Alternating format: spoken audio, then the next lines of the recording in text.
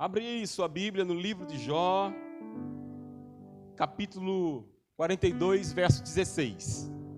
Diz assim, irmãos: e depois disto, viveu Jó 140 anos, e viu a seus filhos e aos filhos de seus filhos, até a 4ª geração. Essa noite eu quero pregar sobre esta palavra. E depois disso, o tema da mensagem que eu quero pregar essa noite é: e depois disto. Diga comigo: e depois disto. Por que Deus colocou essa palavra no meu coração? Jó passou... Você conhece a história de Jó, né, irmão?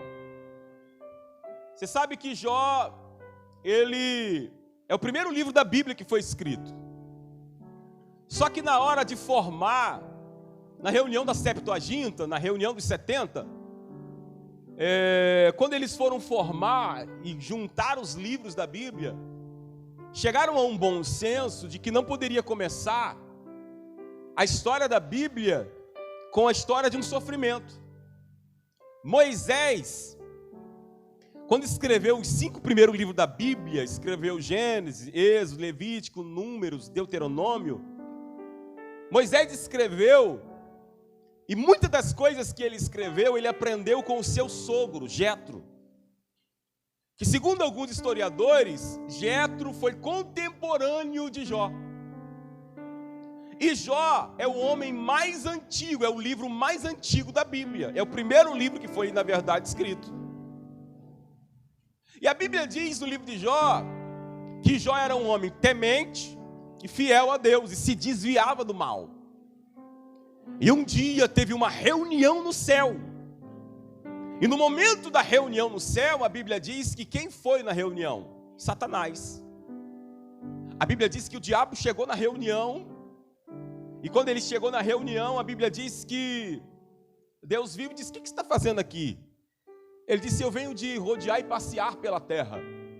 Deus nem esperou o diabo acabar de falar e disse: então tu viu meu servo Jó, homem temente, fiel e que se desvia do mal. Aí a Bíblia diz que o diabo falou para Deus: também tu dá tudo para ele tem tudo. A Bíblia diz que ele era o homem mais rico de todas as províncias. A Bíblia diz que o diabo estava dizendo para Deus que Jó só servia a Deus porque Deus dava as coisas para ele, porque Deus fez ele rico, porque Deus fez ele prosperar. O homem era próspero em tudo. Jó tinha 10 filhos, eu esqueci a quantidade de animais que ele tinha, fazendas, gados e outras coisas mais, servos. A Bíblia diz que Deus então disse para ele: olha, você pode tocar nos bens de Jó, você pode tocar na família de Jó, você pode tocar em tudo que ele tem, você só não vai tocar na alma dele. Irmão, naquele dia as coisas mudaram para Jó. Você imagina um cara que está vivendo uma vida top, mas top demais, e de repente tudo vem por água abaixo. Começou a chegar má notícia. Ei, olha para mim. As crises começam com as más notícias.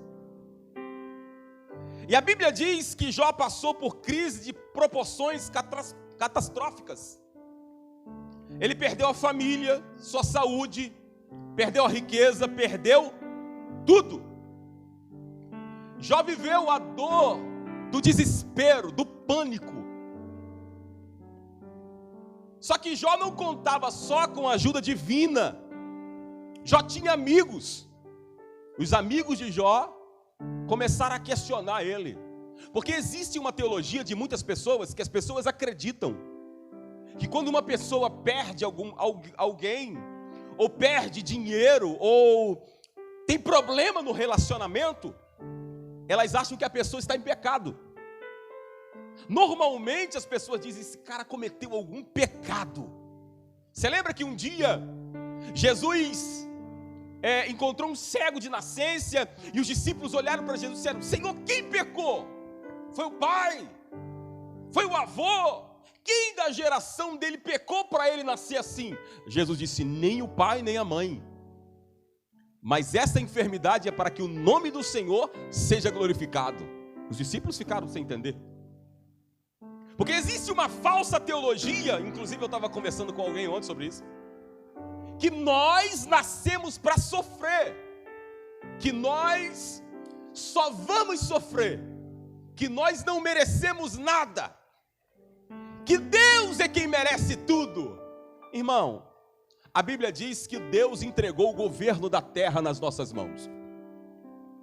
A Bíblia diz que a terra pertence a Deus. Então para com essa teologia de que você nasceu para sofrer, de que você nasceu para ser um sofredor. Mas com essa história que eu comecei essa noite, eu quero te dizer que Jó não blasfemou, mas ele questionou sua existência. Não sei se você já fez isso na vida. Por que eu nasci? Para que eu existo? Por que isso está acontecendo comigo? Jó não pôde manter a sua família unida, mas permaneceu fiel ao propósito que Deus tinha com ele. Jó acreditou na possibilidade da mudança, ainda que tudo e todos conspirasse contra ele. Tudo parecia que era uma derrota. Jó acreditava na mudança. Vira para o irmão e diga para ele: acredita que dá para mudar. Porque o vitorioso não é aquele que ganha todas, mas é o que nunca desiste. Irmão, vitorioso não é quem ganha todos os jogos. A gente ganhou hoje mais uma vez, né? Eu pensei que a gente ia perder, irmão. Desculpa. Aproveitar que você está com a máscara aqui do Flamengo. Eu achei que a gente tinha perdido já.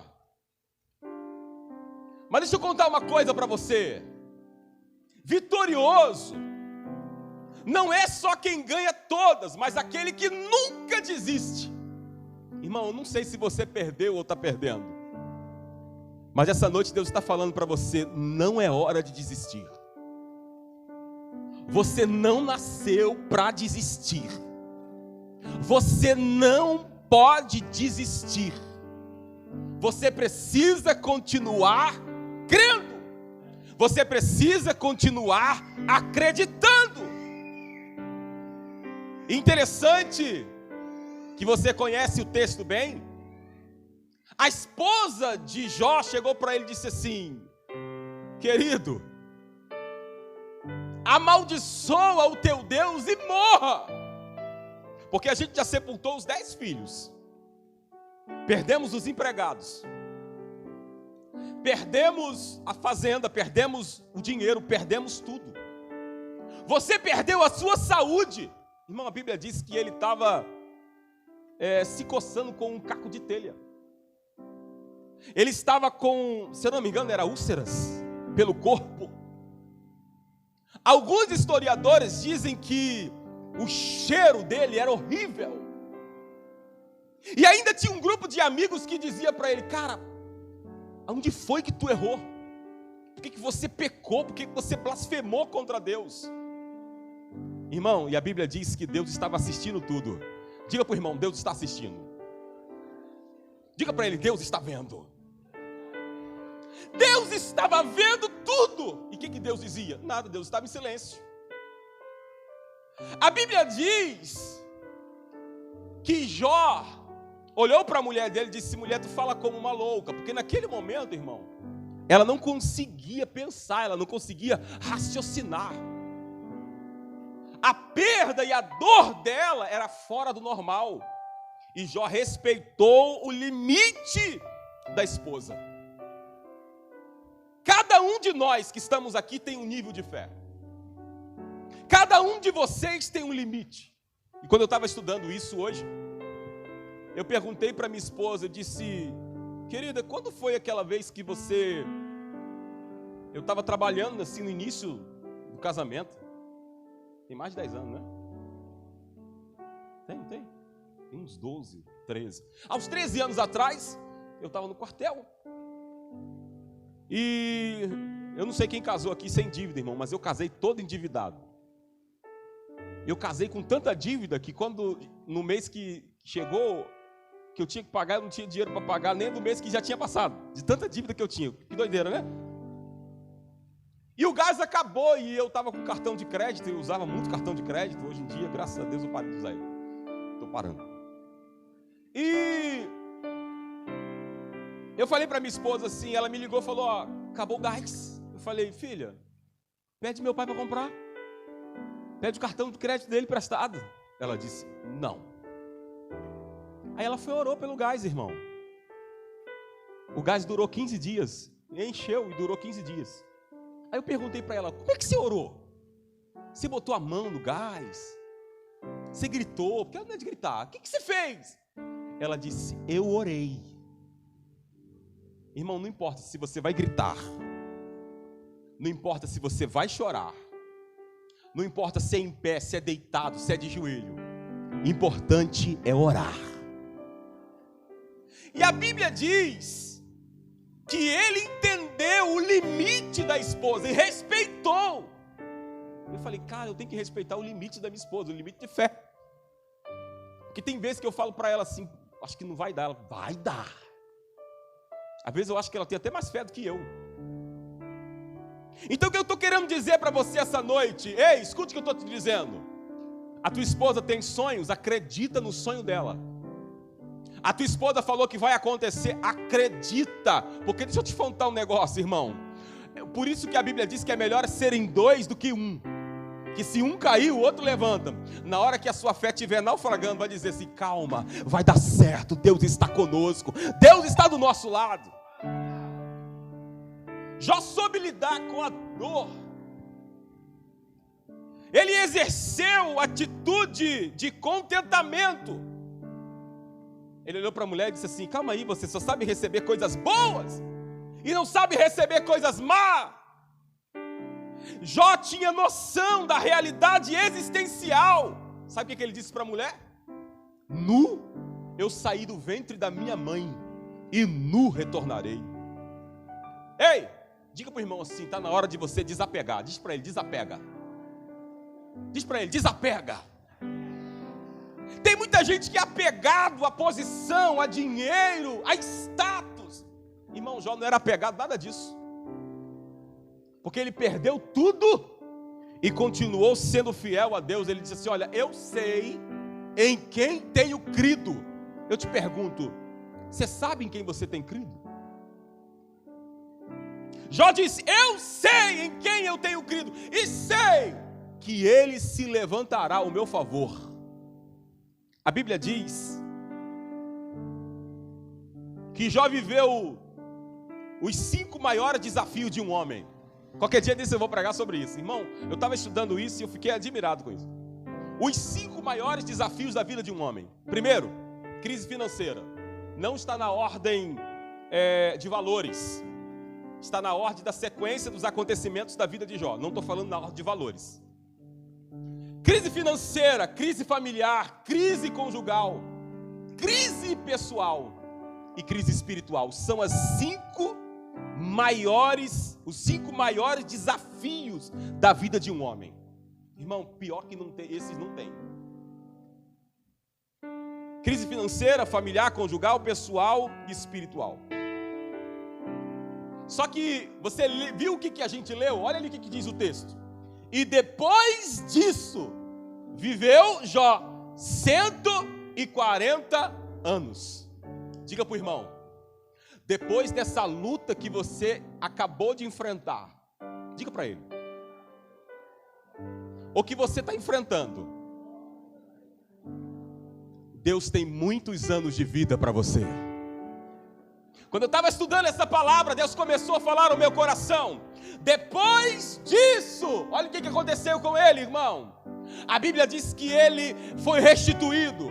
A Bíblia diz que ele viu os filhos e viu até a 4ª geração dos filhos dos seus filhos. Ele viveu 140 anos. E Deus essa noite está te dizendo que depois da pandemia, você vai crescer ainda mais. Deus está te dizendo que depois dessas lutas, você vai avançar ainda mais. Depois dessas críticas, dessas ofensas, dessas humilhações, desses transtornos, desses abandonos, você vai crescer ainda mais.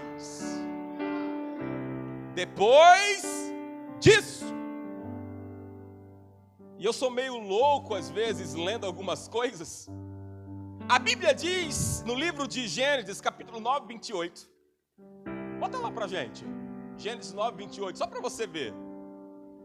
Que diz que depois do dilúvio, Noé viveu 350 anos. Ali, irmão. E viveu Noé depois do dilúvio 350 anos. Deus está falando com alguém aqui essa noite que estava pensando que ia morrer, estava pensando que estava acabando os dias, que depois de tudo isso, depois dessa tempestade, depois dessa luta que você está vivendo, Deus tem tempo de vida para você. Deus tem um novo clima para você. Deus tem nova alimentação para você. Deus tem princípios éticos para você. Deus tem um repovoamento para você. Deus tem bênção para você.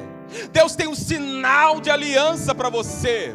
Deus tem uma nova natureza para você.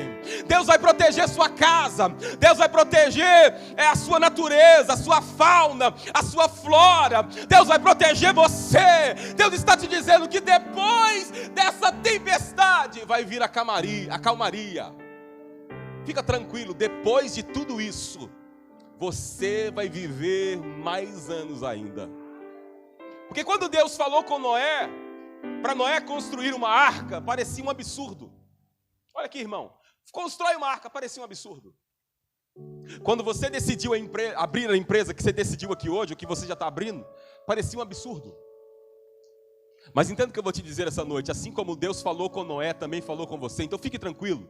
Vão te chamar de louco, vão dizer que você perdeu o juízo, que está querendo ser melhor que os outros. Fica tranquilo, quem mandou garante aonde você vai chegar, irmão.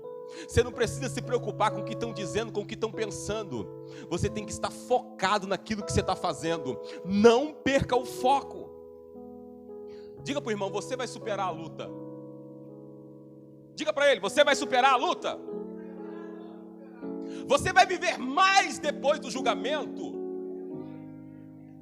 Você vai viver mais depois da sua perda. Você vai viver mais depois da traição que você sofreu. Você precisa entender que o céu está lutando por você. Você precisa entender que Deus tem o último movimento. Coloca aquela foto para mim, por favor. Eu quero falar com vocês sobre... eu vi essa imagem hoje. E eu não sei se... Alguém aqui joga xadrez? Alguém aqui joga? Gosta de jogar? O Lucas joga. Mais alguém? Tem um cara lá. Bota aquela foto lá para mim, por favor. Essa foto aqui, na verdade, é um quadro que foi pintado no ano de 1831 por um artista alemão chamado Moritz August, que pintou uma fascinante obra de arte intitulada Checkmate, ou seja, fim do jogo. Nessa pintura, duas pessoas competem o jogo de xadrez. À esquerda, como vocês podem ver, está Satanás, e à direita, um jovem desesperado, tentando saber o que vai fazer. Por quê? O rei dele está todo cercado. Queridos, isso foi em 1830. No final de 1800. O que acontece? Um dia, um homem por nome de... Deixa eu ler aqui que eu esqueci o nome dele agora. Richmond, na Virgínia, convida um dos mais famosos jogadores de xadrez, o nome de Paul Morby, para ir à casa dele. Quando ele chega na casa, ele fica olhando para o quadro. Ele presta atenção no quadro e eles estão jantando e ele está olhando para a pintura. Quando eles acabam de jantar, aquele jovem olha para ele e diz assim: eu acho que eu consigo terminar o jogo. Irmão, tudo que o anfitrião queria ouvir, ele pega o tabuleiro, monta do jeito que está montado ali, e olha para o menino, o novo jogador, e ri para ele e diz: cara, esse jogo já está perdido. Ele disse: não, o rei ainda tem um movimento. Irmão, isso é muito forte. Aí a história diz que ele senta e mostra o movimento do rei. Quando mostra o movimento do rei, sabe o que acontece? O diabo perde e ele ganha. Diga para o irmão, o rei ainda tem mais um movimento. Aleluia. Diga para o seu irmão, o rei ainda tem mais um movimento. Pode estar dizendo para você, irmão, já é checkmate, você já perdeu. Fique tranquilo, porque o rei ainda não se movimentou. Irmão, quando eu li isso, eu falei, glória a Deus. Aí eu coloquei lá nos status e tudo. O rei ainda não se movimentou. Vira para o irmão que está do lado e diz para ele assim, ó, o rei está se movimentando por você nessa noite. Diga para ele, o rei está se movimentando para você, por você, essa noite. Parece que é apenas uma pintura, mas Deus inspira os artistas para falar uma mensagem para mim e para você nessa noite. Ei, o rei ainda não moveu a peça, ele vai mover, calma. Entendeu? Isso, fica calmo. Porque quando o rei se movimenta, irmão, não tem para ninguém. Amém? Então com essa palavra eu quero dizer a você essa noite que depois disso, descobriram, irmão, que tinha como vencer a pintura que foi pintada e não terminaram o jogo. Deus vai terminar aquilo que disseram que não tinha mais como solucionar para você. Diga para o irmão, Deus é capaz de fazer qualquer coisa. Leonardo, Deus é capaz de fazer qualquer coisa por você. Juliana, Deus é capaz de fazer qualquer coisa. Sabe, Fernando, Deus é capaz de fazer qualquer coisa. Sabe o que Deus fez? Deus criou o primeiro submarino da história. Diga comigo, primeiro submarino. Sabia disso? Que Deus criou o primeiro submarino da história? Sabia disso? Eu entendo que os homens sempre leram a Bíblia para construir, para criar as coisas que criaram, irmão. Construíram o Titanic, aí eu penso que eles pegaram algumas experiências de Noé construindo a arca. Construíram o submarino, eu entendo que eles pegaram a experiência de Jonas. Você lembra disso? A Bíblia diz que Deus chamou Jonas e falou, Jonas, tenho uma missão para você. Ele disse, não quero. Jonas, eu quero que você vá pregar. Não vou. Jonas, eu quero que você vá resolver. Não vou resolver. Tá bom. Jonas, amanhã eu te quero na cidade de Nínive pregando. Eu não vou, já disse que não vou. E Deus falou, vai. Eu disse, não vou. A Bíblia diz que ele pega e paga uma embarcação, entra dentro de um barco para ir para o outro lugar. Para Jope. E ele está dentro do barco, crente que está abafando, indo embora. Diga para o irmão, Deus está te vendo, fala para ele. E ele está indo. O tempo estava bom, de repente o tempo virou. Diga para ele, o tempo vira. Diga para ele, o tempo está virando, irmão. O tempo virou. Quando o tempo virou, uma tempestade formou. E os homens ficaram desesperados. Jogaram a sorte, caiu em quem? Jonas. Quem Jonas era? Um fujão. A Bíblia diz que Jonas falou assim, gente, só tem uma forma de resolver esse problema. Qual é? Me joga no mar. Pegaram o Jonas, jogaram no mar. Irmão, quando o Jonas bateu na água, a tempestade parou. Sabe quando acaba a energia? E você está naquela luta, de repente ela volta? Foi o que aconteceu, voltou a luz. Ficou tudo calmo. E a Bíblia diz que Deus enviou o primeiro submarino, que abriu a boca e fez o quê? Engoliu Jonas. A Bíblia diz no livro de Jonas, capítulo 2, do verso 1 em diante, ele disse, e Deus me levou nas profundezas dos mares, no mais profundo abismo, quando eu não tinha mais forças, e pensava que era o meu fim. O que ele fez? Orou. Diga para o irmão, depois que você ora, tudo muda. Depois que você orar, o que você está pensando hoje vai mudar. Depois que você orar, o que está dentro do seu coração, Deus vai tirar. Depois que você orar, as coisas mudam, irmão. Eu fico impressionado com isso. A Bíblia diz que aquele grande peixe ou baleia vai até a cidade. Qual cidade, irmão? A que Deus mandou. Ele foi para Jope. Deus mandou um submarino para ele ir para o lugar que ele tinha mandado. Entenda o que eu vou te dizer essa noite. Quando Deus manda, não adianta você se esconder, não adianta você fugir. Deus vai te buscar aonde quer que você vá. A Bíblia Sagrada diz que Deus é capaz de fazer qualquer coisa. Irmão, você imagina você estando lá na beira da praia. Vamos imaginar que você está lá no Pontal ou no Peró. Peró. Lá no Peró. Tomando um banho. Imagina aí, irmão. De repente chega um peixe gigante, uma baleia. Irmão, eu vou usar um termo aqui. Eu acredito que ela não vomitou. Eu vou falar uma coisa aqui louca aqui que eu pensei. Eu acredito que ela cuspiu. E qualquer dia desse a gente explica, porque existe uma diferença entre cuspir e vomitar. Sim ou não? Irmão, eu acredito que a baleia chegou lá e... Eu imagino as pessoas olhando, falando, caraca. Você já viu quando a gente fala assim, parece que eu já vi de tudo, mas isso nunca tinha visto na vida. Quem saiu de dentro do peixe? Hã? Quem saiu? Quem saiu? Diga para o irmão assim, essa noite o Senhor vai te colocar para fora. Não adianta você se esconder mais. Não adianta você fugir mais, porque depois desse culto, sua vida vai ser diferente, sua casa vai ser diferente, sua família vai ser diferente, porque Deus tem um negócio com você, irmão.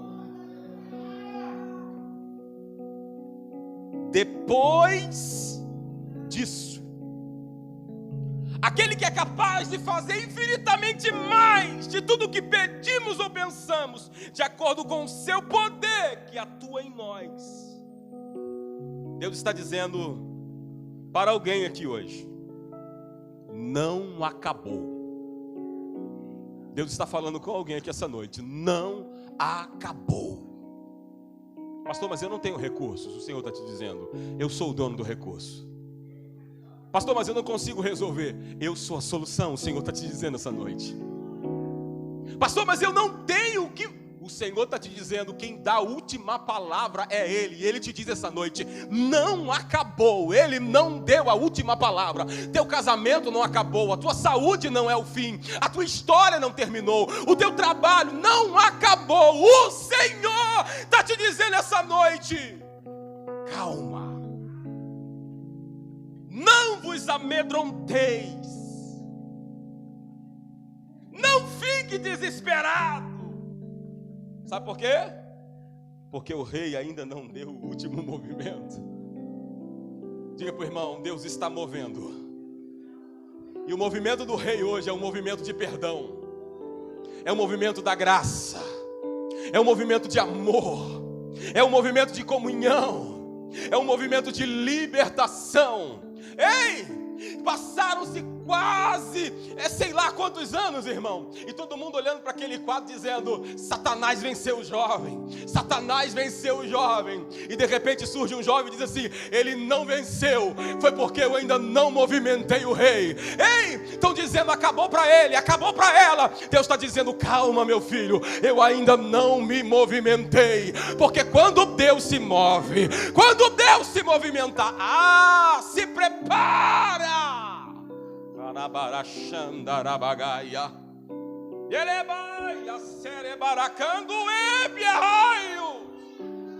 Irmão, Deus está se movimentando entre nós essa noite.